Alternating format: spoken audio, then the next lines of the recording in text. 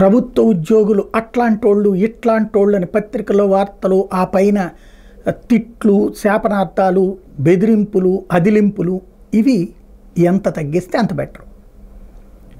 పులిపోయి అదేదో అంటారు, పులిపోయి భూతం పట్టుకుంది, లేకపోతే కనుక పెనం మీద నుంచి పొయ్యిలో పడింది అన్నటువంటి వాతావరణం తేకూడదు. చంద్రబాబు గారికి ఈసారి అధికారంలో రావడంలో కీలకమైన పాత్ర పోషింది ప్రభుత్వ ఉద్యోగులు. జగన్ మీద వాళ్ళకున్న కోపం ఏంటి? వాళ్ళు కోరుకున్నంత జీతం పెంచలా, నెంబర్ 1. రెండవది, వాళ్ళకి సంబంధించినటువంటి జీతాలు టైంకి వేయలా. ఇవి రెండే కదా జగన్ మీద ఉన్న వ్యతిరేకత. ఇంకేమున్నాయి అతను చేసినటువంటిది? ప్రమోషన్స్ ఇచ్చాడు, చాలా వరకు కావాల్సినటువంటి చోట్లకి ట్రాన్స్ఫర్లు చేయించుకున్నారు, ఏది కావాలంటే అవి జరిగినాయి పనులు. బట్ ఈ రెండే. చంద్రబాబు గారి టైంలో అంతకుముందు ఒకప్పుడైతే కనుక బాబు గారు ఉద్యోగులకి ఇబ్బంది, కానీ 2014 తర్వాత చంద్రబాబు గారు ఎంప్లాయీ డార్లింగ్. శుక్రవారం మధ్యాహ్నం వెళ్ళిపోయి సోమవారం మధ్యాహ్నం వచ్చేవాళ్ళు సచివాలయ ఉద్యోగులు, ప్రభుత్వ ఉద్యోగులు ఎట్లున్నా సరే చూసి చూడనట్టు వదిలేశారు ఆయన. అలాగే అంతకుముందు గతంలో అట్లా ప్రభుత్వ ఉద్యోగుల్ని అదేది దాన్ని ఏమంటారు, మన ఆకస్మిక తనిఖీలు ఇట్లాంటి వాటితో వాళ్ళు విరక్తి చెందారన్నటువంటి ఉద్దేశంతోనే వ్యతిరేకించినటువంటి వాళ్ళు మొన్నటిసారి పూర్తిగా ఆయన వదిలేయడంతో స్వేచ్ఛగా ఉన్నారు.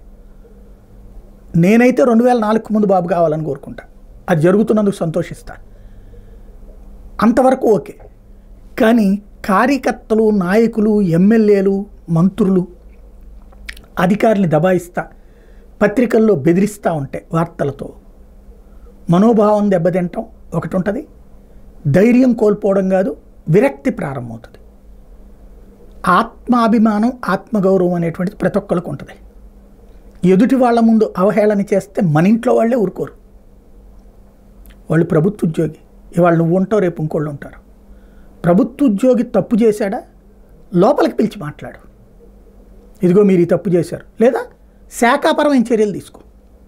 అంతేగాని అందరు ఎదురుగుండా అవమానించద్దు, నిందించద్దు, దూషించద్దు. తప్పు చేశాడా ఎక్స్ప్లెనేషన్ అడుగు, నోటీసి, వివరణ తీసుకో. కానీ అందరు ఎదురుగుండా అవమానిస్తున్నప్పుడు ఈగో హర్ట్ అవుతుంది. ఆ ఈగో హర్ట్ ఒకనాడు దెబ్బతీసినటువంటి పరిస్థితి. ఒకసారి ఆలోచించుకుంటే బెటర్. లేదు ఇదే ధోరణి కరెక్ట్ అనుకుంటే ఎవరిష్టం వాళ్ళది.